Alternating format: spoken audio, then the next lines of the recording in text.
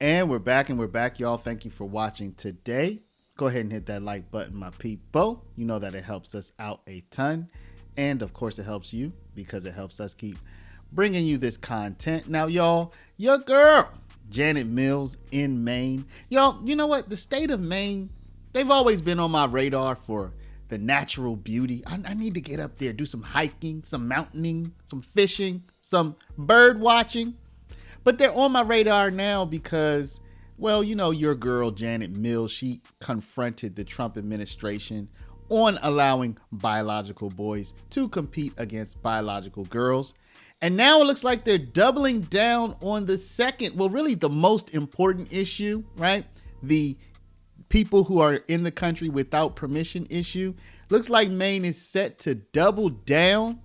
And, well, let's take a look at this report and you'll find out.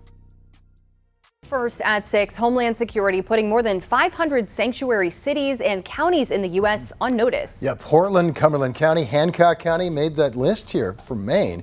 Homeland Security says they are obstructing immigration enforcement and standing in the way of the president's mass deportations. But as CBS 13's Brad Rogers reports, Cumberland County officials say that's simply not true.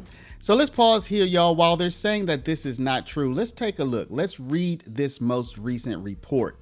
Maine lawmakers narrowly passed Tuesday a proposal to limit police and jails from cooperating with federal immigration enforcement officials in certain circumstances.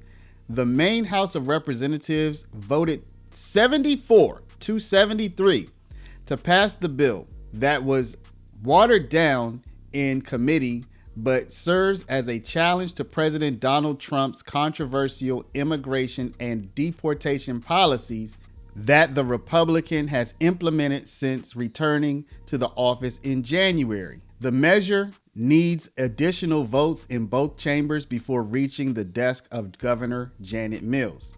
Now, with that in mind, y'all, let's go back to this report. But before we do, y'all, make sure you take care of your money. I'm not going to make this a long one, y'all. Go to Paralegold, PARALEGOLD.com or call 844-651-8334, 844-651-8334.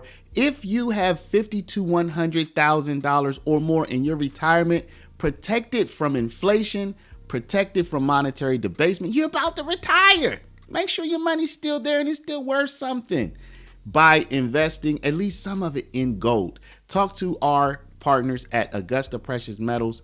Go click the link now, get the free information, and protect your precious retirement. The Trump administration is increasing pressure on communities it claims are protecting people who they say are, quote, violent criminal illegal aliens. The Department of Homeland Security says cities and counties on its new sanctuary jurisdiction list are not doing enough to help Immigration and Customs Enforcement remove people in the country illegally. It's nonsense. Cumberland County Commissioner Jim Cloutier says what the Trump administration is asking is unconstitutional. Unless you sign up to enforce the immigration law and be on the lookout for and be willing to arrest and incarcerate people that you think might be immigrants who aren't here legally, then you're going to be a sanctuary city. Cumberland County Sheriff Kevin Joyce believes they made the list because they didn't sign up for the ICE program.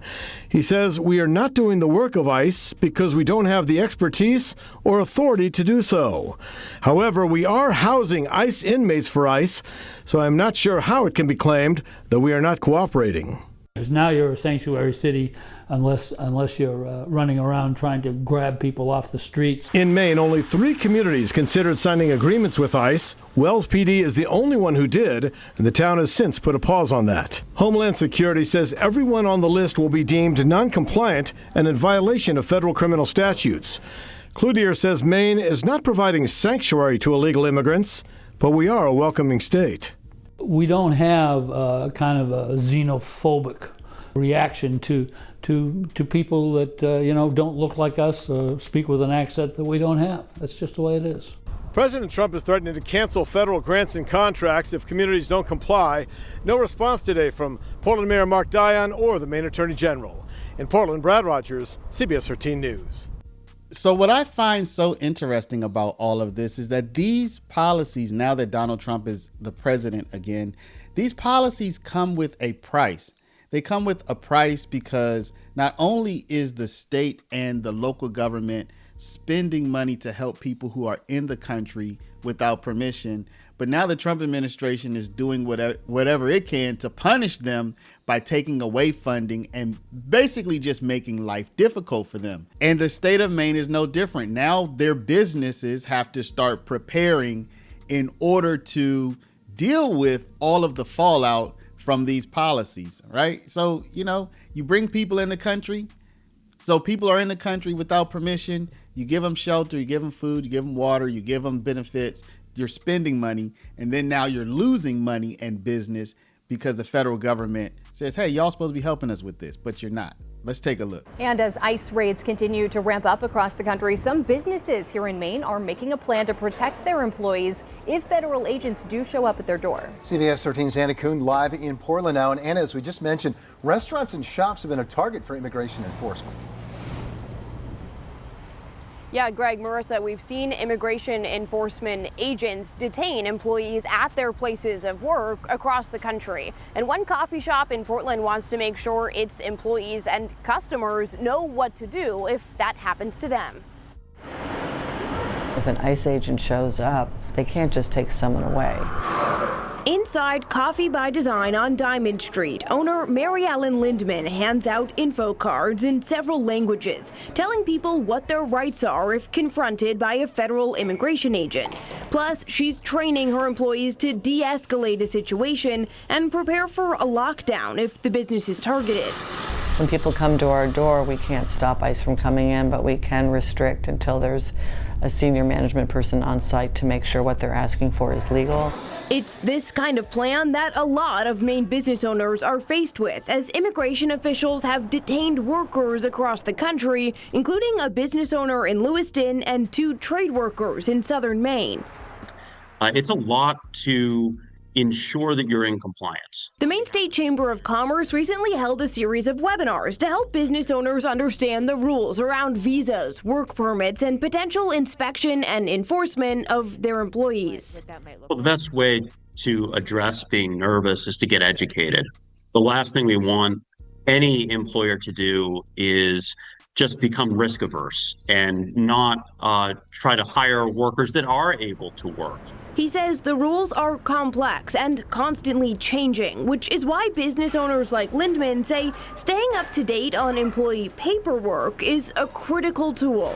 Is everything in the file? Is it easy to access, easy to find, and current? Lindemann says all of her employees have legal status to work here in the U.S., but she says she wants to be prepared in case she has to prove that.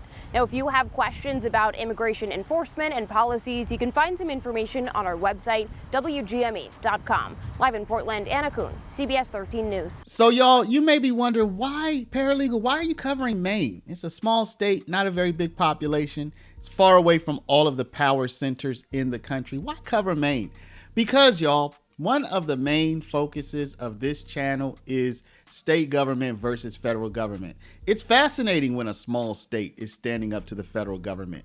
It's fascinating when a small state is staking its claim and going against Donald Trump. I'm interested to see what's going to happen. I'd like for y'all to let me know what's going to happen. What do you think is going to happen? Let me know down in the comments. But before you do, please stop, hit the share button. Share this video out over email, text message, WhatsApp, Facebook, Snapchat, Instagram, all your favorite social mediums. And of course, if you're not a subscriber, please do subscribe.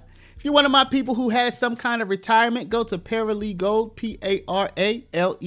PARALEGOLD.com. Get the information from our partners at Augusta Precious Metals about protecting your precious retirement from all the upsies, downsies, roundsies, and roundsies.